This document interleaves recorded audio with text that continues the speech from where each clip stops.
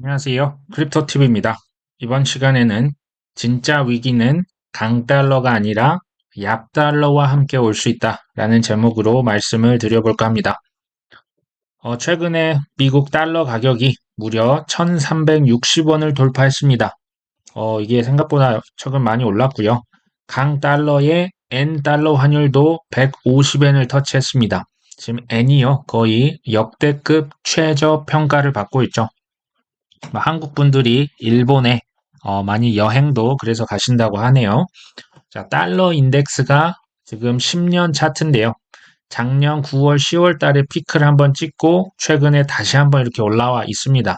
상대적으로 달러의 강도가 지금 세졌다라고 하는 걸 의미합니다. 근데 이게 이제 뭐 참고로 달러 인덱스가 올라가는 것은 주식이나 코인 가격에 사실 좀 반비례하는 경향이 있습니다. 지금 보시면 작년 말부터 지금 달러 인덱스가 이렇게 떨어졌죠. 이때 코인과 주식 가격이 사실 많이 올랐습니다. 지금 올라가고 있지만 언젠가 다시 떨어질 때 한번 단기적인 반등을 기대해 볼 만 하겠죠. 그게 ETF와 조금 겹친다라는 생각을 개인적으로 갖고 있습니다. 자, 달러 인덱스는 기술적으로도 추가 상승이 유력한 한 것처럼 지금 보인다. 골든 크로스가 임박했다. 이런 얘기를 합니다. 자, 기술적으로 달러 강도가 더 세질 것 같다. 그리고 이제 투자 심리라고 하는 게 뭐 골든 크로스면 뭐 무조건 더 오르냐? 그건 아니지만 어느 정도 그 관성의 법칙이 투자 심리에 적용이 돼서 조금 더 올라가는 경향이 단기적으로 볼 때 있을 수 있다. 그 근저에는 금리를 인상하니까 그러면 달러, 미국에 더 많은 투자 심리가 이렇게 집중이 될 것이다 라고 하는 기대치가 있는 거죠. 왜 그럴까요? 파월에서 연준, 지금 물가 안정에 아주 집중하고 있다. 지금 금리를 더 높일 거야. 그리고 비둘기파로 분류된 연준 부의장마저도 현 시점에서 중요한 것은 고금리를 얼마나 유지할 것이냐. 지금 이것을 고민하고 있다고 합니다. 투자에서 가장 중요한 게 뭘까요? 뭐 여러 가지 있지만 그 중에 하나가 바로 투자 심리입니다. 투자 심리라고 하는 것은 미래에 대한 기대치죠. 미래가 좋아질 것이다. 그러면 이것을 선반영해서 코인이나 주식이 막 올라가는 경향이 있죠. 여기에서 지금 달러 11월에 금리 인상을 또 할 거야. 지금 11월 1일자로 FOMC 또 한번 열릴 겁니다. 그리고 고금리를 오랫동안 할 거야. 이건 어떤 기대가 깔려 있습니까?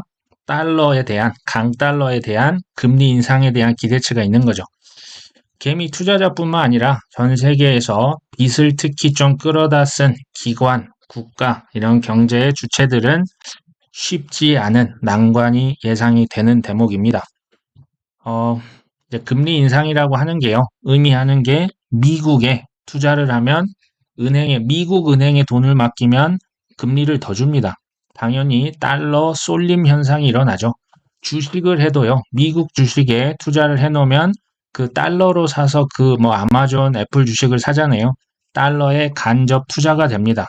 무슨 얘기냐면요. 전 세계에서 미국으로 자본이 물밀듯이 뭐 작년부터 계속 쏟아져 들어오고 있는 거죠. 한국의 기준금리 3.5%입니다. 미국은 지금 5.5%죠. 당연히 한국보다 미국의 금리 무려 2%를 더 주는데 안 갈 수 있을까요? 뭐 금리가 20%, 30%, 50%라고 해서 뭐 아르헨티나, 볼리비아에 투자하실 분 있으십니까? 여러 가지 이유로 미국의 유동성이, 자금이 이동하고 있다. 미국에는 유동성이 많은 거예요. 자금이 풍부하기 때문에 여러 가지 경제 지표가 아직까지 잘 버티고 있는 겁니다. 그 외 국가들은 어떻습니까? 돈맥 경화에 걸리는 거죠. 달러 빚이 급증합니다. IMF에서 빚 빌려줄 때 뭘로 빌려줍니까? 달러로 빌려주죠. 달러로 빌려줬기 때문에 달러로 갚아야 됩니다. 근데 자국 화폐가 계속 저평가되고 있죠. 점점 더 어려워진다는 얘기가 됩니다. 다른 나라가 다 망하고 뭐 망하는 순서라는 게 있다면 미국이 가장 마지막에 망할 나라가 바로 미국이죠. 그 이유는 아직까지 전 세계 기축 통화가 아직은 달러이기 때문에 지금 그 뭐 세뇨리즈 효과입니까? 그 이점을 누리고 있습니다. 하지만 뭐 무조건 좋냐? 금리가 인상되면 아닙니다. 미국에서 국가 빚이 어마어마하죠. 그 빚에 대해서 항상 연준의 대주주는 월가 전통 금융입니다. 돈을 끌어다 썼죠. 그렇기 때문에 연 6%의 이자를 뭐 배당금 형태로 계속 지급을 합니다. 자, 빚이 늘어나면 이자도 같이 늘어나겠죠. 지금 그 이자가 어마어마하게 또 같이 지금 늘어나고 있습니다. 그렇기 때문에 언젠가 반드시 금리 인하를 해야만 합니다. 자, 이것을 라울 파리라고 하는 뭐 거시 경제학자는 투자자죠. 이게 대략 그 금리 인하, 그 돈 풀기 사이클이 4년 주기로 온다. 이게 교묘하게 비트코인 또 미국의 대선과 맞아 떨어진다. 이런 발언을 했었죠. 자, 금리 지금은 인상하고 강달러가 된다는 기대치가 있지만 이게 기대치가 꺾인다면 어떻게 될까요? 금리를 인하한다는 것은 자, 달러를 더 찍어낸다는 거죠. 달러를 찍어서 유동성을 풀게 되면 당연히 달러는 좀 약해질 수밖에 없습니다. 자, 그렇게 되면 그 지금은 전 세계 자금이 미국으로 몰리고 있지만 얼마든지 그 수익을 더 많이 주는 곳으로 이 미국에서 달러 자금이 빠져나갈 수 있다는 얘기가 됩니다. 사실 그 대표적인 예가 일본인데요. 일본은 지난 20년간 마이너스 금리를 유지하고 있죠. 은행에 돈 맡겨놨더니 뭐 보관 수수료 빼고 어쩌고 하면 오히려 마이너스라는 겁니다. 뭐 일본에서는 그래도 은행에 넣는다곤 하지만 좀 깨어있는 분들 엔화를 끌어다가 미국 국채를 사고요. 유럽의 국채, 부동산을 막 사는 거죠. 거기는 5%대 이자를 지금 받을 수가 있기 때문에요. 자, 미국에서도 이런 일이 이제 그 금리가 낮아지면 발생할 수 있는 겁니다. 자, 중국과 로마 같은 과거 수많은 역대 강국들, 제국들이 몰락했을 때 공통점이 있습니다. 뭡니까? 화폐 발행을 남발했습니다. 은화 혹은 구리로 동전을 만드는데 자, 화폐를 남발하면 은이 부족하죠. 구리가 부족합니다. 그러니까 여기에 이상한 금속을 섞기 시작하면서 화폐를 남발하면 화폐가 아무래도 그 이제 사실상 그 화폐의 가치와 그 제국의 운명이 같이 가는 경우가 과거에 굉장히 많았습니다. 지금 그걸 보고 있는 거죠. 달러 제국이 뭐 거의 과거 100년간 누렸던 그 지위가 서서히 종말을 고해가는 것. 이거는 미국의 전통 금융들 알고 있습니다. 그렇기 때문에 그들이 발명해낸 게 뭐다? 스테이블 코인입니다. 스테이블 코인을 찍으려면 반드시 담보로 지금 아무도 안 사주는 미 국가 부채, 단기 부채 80%와 미국 달러 20%를 무조건 사야만 합니다. 그것을 담보로 스테이블 코인을 찍어내서 전 세계에 지금 수출을 하고 있죠. 자, 어쨌든 약달러가 본격화된다면 미국조차도 유동성 위기를 겪을 수 있다는 얘기가 됩니다. 자, 경기 침체 대공황, 뭐 우리가 흔히들 사용하는 이 용어는요. 미국식으로 표현하면 미국 주식 가격이 20%, 30% 빠질 수 있다. 뭐 이런 얘기가 됩니다. 사실 뭐 우리나라는 그 자산 투자 비중의 70% 이상이 부동산이죠. 그래서 우리나라는 부동산 공화국. 자, 부동산 공화국에서 현재 가격이 만약 30% 하락한다? 이건 뭐 단순히 영끌족, 비투족만 지금 영향을 받는 게 아니고요. 전 국가적으로 엄청난 사회적 파장이 생기는 거예요. 기업들이 파산하고요. 자, 이자를 갚을 수 있는 돈이 지금 부족한 거잖아요. 근데 자산 가격이 폭락한다? 대책이 없는 거죠. 실직하고 노후, 빈곤이 찾아들고 이들에게 돈을 빌려줬던 금융기관, 건설 다 같이 무너지는 도미노 효과가 발생할 수가 있습니다. 그 부동산과 같은 주요 산업이 뭐다? 미국에선 그게 주식입니다. 미국에선 절반 이상의 자산을 주식에 집어넣고 있죠. 주식 가격이 폭락하면 그래서 이것을 뭐 경기 침체다, 대공황이다 이렇게 표현을 합니다. 제가 존경하는 경제학자 중에 한 분이죠. 밀턴 프리드먼, 뭐 그 노벨 그 경제학상도 타신 것 같아요. 자, 이분이 수많은 명언을 남겼지만 그 중에 하나가 뭐다? 세상에 공짜 점심 따위는 없다. 공짜가 어딨냐는 거죠. 영끌을 했건 비투를 했건 그에 대한 대가는 반드시 치러야 한다. 이런 의미입니다.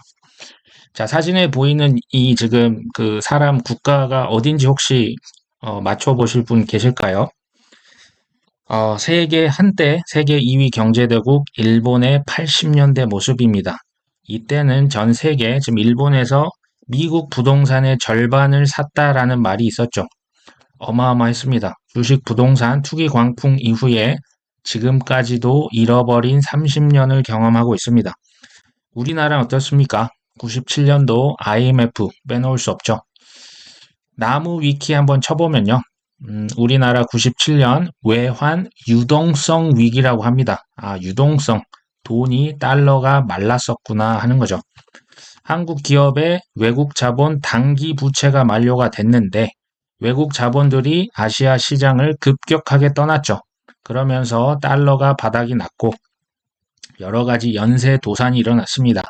그 경제 위기로 인해서 단기 부채 연장을 안 해준 거죠. 상환을 독촉받습니다.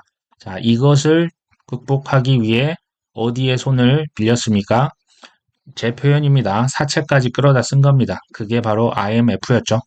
뭐 저는 임진왜란, 병자호란 이후 최대 치욕 중 하나, 뭐 물론 일제 합병기도 있었죠. 강점기 이후 최대 치욕이 아니었나 싶습니다. 97년 3월과 9월 달 조선일보 기사인데요. 자, 한국 경제 위기다 아니다? 아니다. 라고 IMF 총재가 얘기를 했네요. 한국 경제 위기가 아니다. IMF 총재가 왜 자꾸 이런 얘기를 했을까요? 불과 몇 달 전이죠. 한국은 뭐 규제 완화할 땐 수출 더 할 수 있고 균형 안정이 확보돼서 멕시코와 다르다. 한국은 활기가 있는 국가다. 좋은 말인데요. 우린 결과를 알고 있기 때문에 씁쓸할 수밖에 없죠. 제가 이때 어렸을 때 TV에서 봤던 그 뉴스 문구가 계속 생각납니다. 한국이요. 그 경제 성장을 너무 가파르게 하고 있었기 때문에 곧 있으면 영국도 다 따라잡고 경제 선진국으로 들어갈 것이다. 이 기사가 제 머릿속에 기억이 납니다. 미국은 어땠을까요? 2008년도 미국 파산, 부동산 불패 신화해 붕괴, 거품 경고를 무시하고 과열됐다. 우리는 지금 결과를 알고 보니까 그런데요. 결과를 모르고 한번 지금 그 2007년, 8년이라고 생각하고 이걸 보시면 좋을 것 같아요. 지금 미국에서 건설 비용이 굉장히 많이 올랐고요. 뭐 인구도 꾸준히 증가하고 있는데요. 이 빨간색 집값입니다. 집값이 올랐는데 갑자기 수직으로 솟아버렸죠. 자산의 가격이 됐건 이게 빚이 됐건 수직으로 솟았을 때는 항상 후폭풍이 컸습니다. 이걸 한번 기억을 해보시면 좋습니다. 이 버블을 경고하는 목소리가 언제부터 나왔냐? 2001년입니다. 연준의 이사가 서브프라임 머기지 리스크를 경고했죠. 2003년도에는 미국의 하원 의원, 주택시장의 거품을 우려했습니다. 2005년에는 앨런 그린스펀, 당시 연준 의장이 주택시장에 거품이 꼈다라고 얘기를 합니다. 조지 부시 대통령도 2006년도 집값이 더 비싸져 사람이 사지 않을 것이다. 2006년도 메릴 린치 애널리스트는 서브프라임으로 큰 고통을 겪을 것이다. 2001년, 3년, 5년, 6년 잇따라 경고를 했는데요. 집값 상승은 2007년까지도 이어집니다. 꽤나 오래 갔죠. 몇 년 전부터 짐 로저스다, 레이 달리오, 기요사키, 미국 연준 의장까지 지금 경기 침체에 대해서 경고하고 있죠. 근데 제가 볼 때는요, 사람들은 별로 개의치 않아 보입니다. 저는 이때랑 굉장히 데자뷰 현상처럼 느껴집니다. 자, 미국의 주택 공기업인 프레디 맥에서 주택 시장의 거품을 부정합니다. 주택 가격이 하락할 가능성은 없다. 베이비 부머들이 주택을 요구하고 노동시장이 건실하기 때문이다. 자, 이때도 노동시장 얘기를 합니다. 노동시장은 가장 후행 지표입니다. 자, 집값이 오르면서 점점 더 위험한 상품에 돈이 투자됐죠. 주택 구매가 이제 거주 목적이 아니라 투기용으로 변하게 된 것이다. 일본의 잃어버린 30년과 뭐 비슷한 것 같아요. 이때 이코노미스트가 뭐라고 하냐? 2006년에 집값이 소폭 하락할 것이다. 우린 결과를 알고 있죠. 대거 거의 뭐 50% 가까이 폭락을 했었죠. 경착륙한다. 연착륙한다에 이어서 올해부터 이제 노 랜딩 시나리오 계속 나옵니다. 이 경기 침체 없다라고 하는 거죠. 자, 미국 부동산 가격이 2006년도 정점에 도달했습니다. 자, 이때부터 가격이 떨어지기 시작했는데 이러면서 주택 건설 붐도 무너졌죠. 저리에 이제 그 집을 산 사람들이 높은 이자를 내게 되면서 대출금 상환을 못합니다. 집값보다 더 비싼 빚을 지거나 상환을 할 수 없으니 이제 집이 압류되고 경매에 넘어갑니다. 여기에 신용시장에는 경색이 생겼죠. 신용경색, 어디서 많이 들어봤습니다. 우리 뭐 지금 아시는 말로 하면 돈맥경화죠. 돈이 귀한 거죠. 뭐 얼마 전 1년이 벌써 됐습니다. 우리나라에서 레고 사태, 부동산 PF 부실 사태, 새마을금고 사태, 중국의 헝다 사태, 미국도 상업부동산 위기, 미국의 은행 위기, 일본에서도 뭐 여러 가지 경고음이 전 세계적으로 계속되고 있는 것 같지 않으십니까? 중국의 헝다는요, 사실 발생한 지 벌써 2년이 넘었다고 합니다. 자, 지금 문제가 근본적으로 해결이 됐을까요? 뭐, 여러 가지로 그냥 덮고 있죠. 돈 더 풀어서 그냥 막고만 있는 것 같습니다. 빅쇼트라고 하는 영화, 여기 주인공이 2005년부터 미국 부동산에 거품이 꼈다는 것을 이제 여러 데이터로 확인하고 본인 돈만 한 게 아니라 투자자들 돈 왕창 끌어다가 조 단위로 하락에 베팅을 했습니다. 그래서 영화 이름이 빅숏이죠. 근데 이제 가격이 떨어져야 돈을 버는데요. 2년간 가격이 올라버립니다. 정말 지옥 같은 시간이었겠죠. 여기서 제가 말씀드리려고 하는 것은 경기 침체가 온다 해도 생각보다 호황이 오래 갈 수 있다. 이 얘기를 드리려고 하는 거죠. 경제 위기는요, 결국 유동성이 부족한 것이다. 왜 유동성이 부족하냐? 과도한 빚 때문이죠. 경제 위기 또 이전에는 항상 큰 호황이 있었습니다. 항상 큰 호황이 있었고요. 경제 주기는 투자자들의 과도한 쏠림 현상에서 비롯됩니다. 인공지능이다, 크립토다, 인터넷이다. 뭔가 큰 기술이 나왔을 때 우리는 태양광이다, 열광합니다. 사람들이 막 가서 포모가 일어나는 거죠. 가격이 올라가도 묻지 않고 그냥 계속 삽니다. 근데 이제 경기가 떨어질 때는 그 반대 현상이 일어나는 거죠. 항상 영끌과 비투의 결과는 참혹했습니다. 그리고 이것이 잊을만 하면 또 반복됩니다. 이게 이제 제가 경제 위기를 좀 요약을 해본 거죠. 자, 경제 위기다. 경기 침체다가 미국의 주식 가격이 폭락하는 것이다. 이게 이제 미국식 표현이라고 말씀을 드렸죠. 근데 여기서 연준이 금리 인하를 언제 하느냐? 뭐 누구는 내년 1분기, 2분기 얘기를 합니다. 근데 금리 인하를 하려면요. 사실 굉장히 큰 명분이 필요합니다. 왜요? 자, 2020년 그 팬데믹 발생했을 때 경제를 살려야 한다는 명분으로 금리를 0으로 다시 낮추고 돈을 무제한 살포했죠. 최근까지도 인플레이션을 잡는다는 명분으로 금리를 무지막지하게 올렸습니다. 그래서 지금 다 같이 힘들어지는 거죠. 지금 물가가 잡혔습니까? 안 잡혔죠. 이 상황에서 금리를 인하한다? 이거는 어마어마한 욕을 먹을 일입니다. 이렇게는 지금 불가능하고요. 자, 2020년도부터 무제한으로 찍어냈던 빚잔치, 이제 대가를 치를 때가 거의 다가오고 있는 거죠. 이건 사실 뭐 전 세계적인 현상입니다. 미국만의 문제가 아니죠.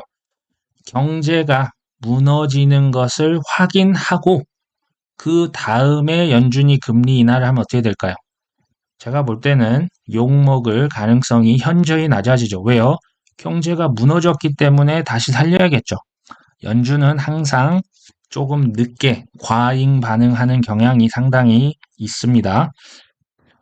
저희가 크립토 채널입니다. 자, 24년도 1분기에 1월 아님 3월에 현물 비트코인 ETF 승인이 될 것이다. 저도 이렇게 봅니다. 이건 사실 어마어마하게 큰 호재입니다.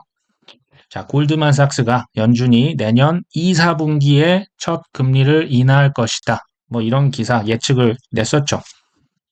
근데요, 이 비트코인 현물 ETF는 1분기에 승인하고요. 연준이 금리 인하를 하는 것은 지금 2, 4분기로 예상을 하고 있습니다. 자, 이 두 개의 굵직한 사건 간 지금 조금 간격이 있어요. 짧게는 한 달, 뭐 길게는 4달에서 5달이 지금 그 간격이 있죠. 혹시요, 이건 저의 예측입니다. 비트코인 ETF 승인이 된 다음에 또 개미 투자자들, 우리 MZ 세대들, 베이비 부머들 또 비싼 상투 가격에 또 물리게 하려고 지금 하는 건 아닐까요? 제레미 다빈치가 예전에 얘기를 했었죠. 개미들 또 상투 잡기 하려고 하는 거 아닐까요? 자, 그리고 그렇다면, 자, 비트코인 현물 ETF가 승인되면 가격이 뭐 적게 오르든 많게 오르든 오르긴 오를 겁니다. 자, 그때 가격이 좀 생각보다 많이 오른다? 저는 이때 잠시 우리가 분할 익절로 시장을 좀 떠나 있는 건 어떨까 하는 생각도 듭니다. 만약에 시장이 폭락을 한다면요. 헐값 매수, 이 지금 현금을 쌓아놓았던 것을 이때 쓰면 되겠죠. 시장 폭락이 됐는데 내가 준비가 안 돼 있다. 그 엄청난 충격을 직격탄으로 맞아야 합니다. 여기에 대한 우리의 그 피해가 너무 크기 때문에 어느 정도는 욕심을 좀 내려놓고 그때 이제 비트코인 현물 ETF다. 이게 이제 언론에서 엄청나게 보도를 하겠죠. 그때 조금 상승장이 연출이 된다면 적당히 분할로 좀 빠져나오는 건 어떨까 하는 생각도 들고요. 만약에 시장 폭락이 안 온다? 그럼 차익을 실현했기 때문에 뭐 괜찮은 겁니다. 뭐 가격이 올라가는 거겠죠. 제가 이걸 뭐 꼭 이렇게 될 것이다라고 하는 예측은 아닙니다. 저의 어떤 그 첫 번째 시나리오긴 하지만요. 예측은 언제든지 틀릴 수 있죠. 그럴 때 나만의 플랜 B, 플랜 C가 반드시 있어야 합니다. 자, 침체가 안 오면 좋죠. 하지만 온다면 헐값에 매수할 수 있는 인생 기회입니다.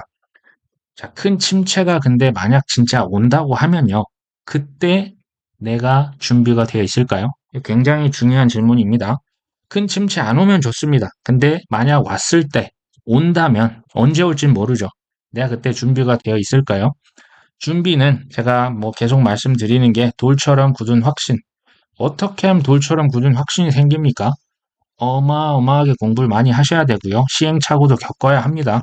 누가 이걸 뭐 그냥 알려준다고 해도 내 것으로 반드시 만드셔야겠죠.